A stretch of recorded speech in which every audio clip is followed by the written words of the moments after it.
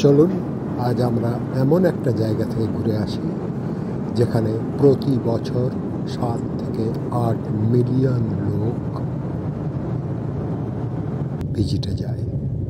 কি এমন আকর্ষণ যেখানে 7 থেকে 8 মিলিয়ন লোককে টেনে নিয়ে যায়? চলুন না আমার সাথে, আমরাও দেখে আসি কোন আকর্ষণে মানুষ ওখানে যায়। হ্যাঁ, আপনি ঠিকই ধরেছেন, আমি ইউরোপের কথা বলছি। ইউরোপের ইটালির ক্যাপিটাল রোম। রোমে গেলে মানুষ সেখানে যাবেই। এতক্ষণ বোধ করি আপনি জায়গাটা চিনে ফেলেছেন। হ্যাঁ, আমি বলছি কলেসিয়ামের কথা। Italy, Rome, Colosseum. কি আছে সেখানে চলুন দেখে আসি। আমি কাজী ই অথবা কাজী অন্যান্য কথা বলছি।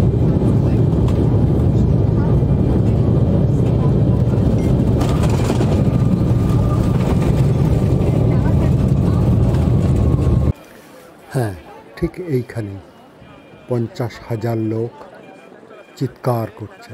তারা সার্কাস দেখতে আসছে। কি নিষ্ঠুর সেই সার্কাস! এইখানেই আসছে রোমান সম্রাট ভাগ্যবিধাতা হয়ে। কার ভাগ্যবিধাতা? একজন মল্লযোদ্ধা, যার নাম মাত্র ট্রেনিং আছে, যাকে পোশাক দেওয়া হয়েছে খেলনা পোশাক, সাজানো হয়েছে। আর সামনে কে দাঁড়িয়ে আছে জানেন? একটা হিংস্র বাঘ অথবা হিংস্র ক্ষুধার্ত সিংহ।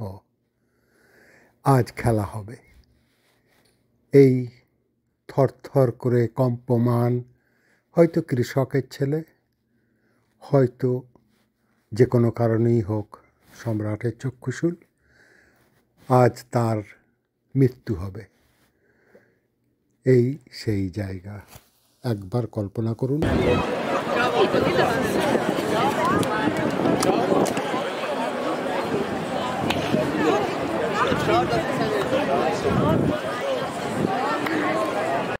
কি বিরাট লাইন দেখতে পাচ্ছেন। 7 মিলিয়ন লোক বছরে, কল্পনাই করতে পারেন। ওখান থেকে টিকিট কেটে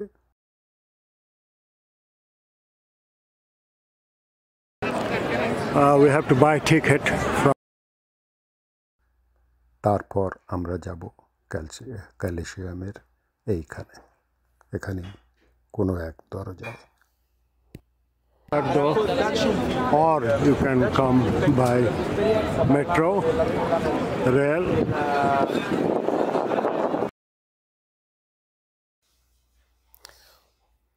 ওই যে দেখতে পাচ্ছেন স্টেশন, যোগাযোগ ব্যবস্থা খুবই সুন্দর। ওই যে বাস, এখানেই বাস থামবে। আর ওই যে 3টে ছোট ছোট দরজার মতো দেখছেন, ওটা ট্রেন স্টেশন।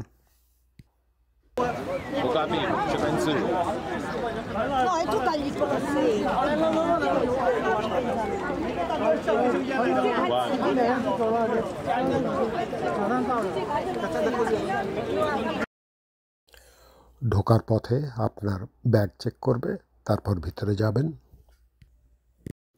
আর সেই লোকটা কি করছে জানেন? ঠিক এই কলেসিয়ামের মাঝখানে সে আকাশের দিকে তাকিয়ে শেষবারের মতো আকাশটা দেখছে। নীল, হয়তো বা কালো মেঘ, কিন্তু তার জীবনে যে কালো মেঘ সে বিষয়ে কোনো সন্দেহ নাই। চিৎকার শুনছে, রোমান সম্রাটের সিদ্ধান্তের দিকে তাকিয়ে আছে।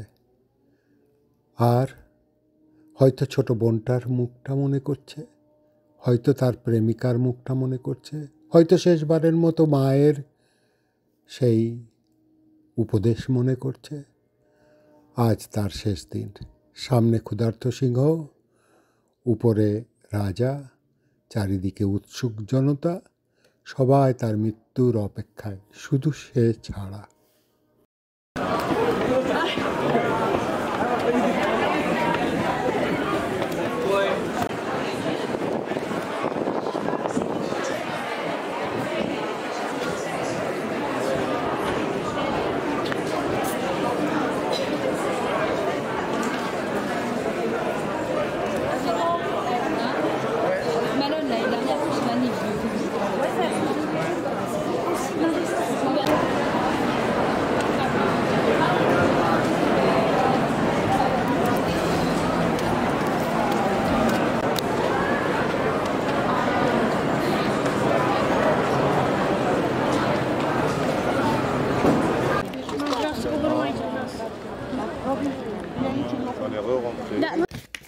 ল্যাটিন ভাষায় এটাকে বলা হতো হ্যারিনা।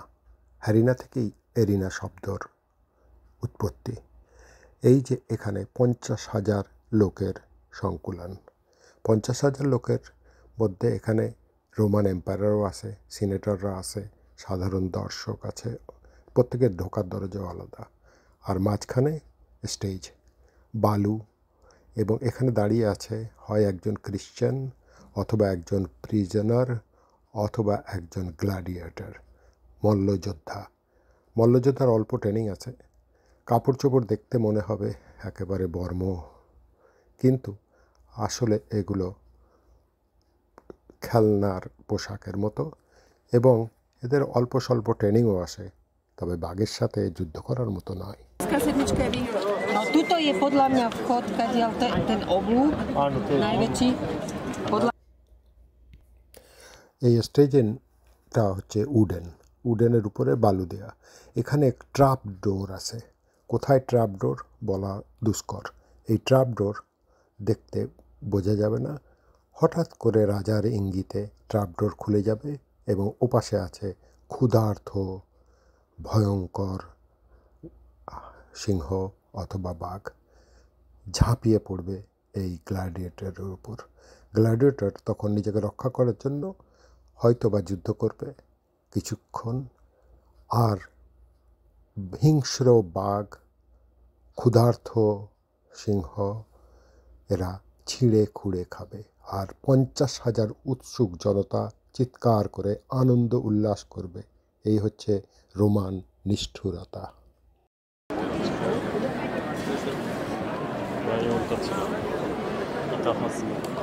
অনেক সময় দুইজন যোদ্ধাকেও এখানে যুদ্ধ করতে হতো, হয়তো প্রিজনার, হয়তো খারাপ মানুষ, অথবা রাষ্ট্রদ্রোহী, তারাও যুদ্ধ করতো। শুধু যে এই হিংস্র প্রাণী দিয়ে খাওয়াতো তা না।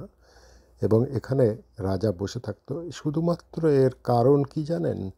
শুধুমাত্র রাষ্ট্রের তাদের ভুল, তাদের বিরুদ্ধে যাতে মানুষ না যায় তাদেরকে ব্রেড দিত, আর এই নিষ্ঠুর সার্কাসে জয়েন করে তাদেরকে আনন্দ দিত।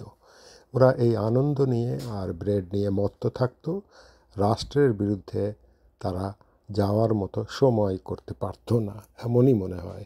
তাদেরকে খুশি রাখার জন্য রোমান এম্পায়াররা এই নিষ্ঠুর পদ্ধতি অবলম্বন করত। মনটা খারাপ করে দিলাম তো, আমি জানতাম। চলেন চলি, আর যাওয়ার পথে ওয়াদা করছি পরে কোনো এক ভিডিওতে আপনাকে খুশি করব। সাবস্ক্রাইব করে আমার সাথেই থাকুন। খুব অল্প দিনের মধ্যেই আবার আপনার সঙ্গে দেখা হবে। আবারও জিজ্ঞেস করি, থাকবেন তো? Thank you for watching.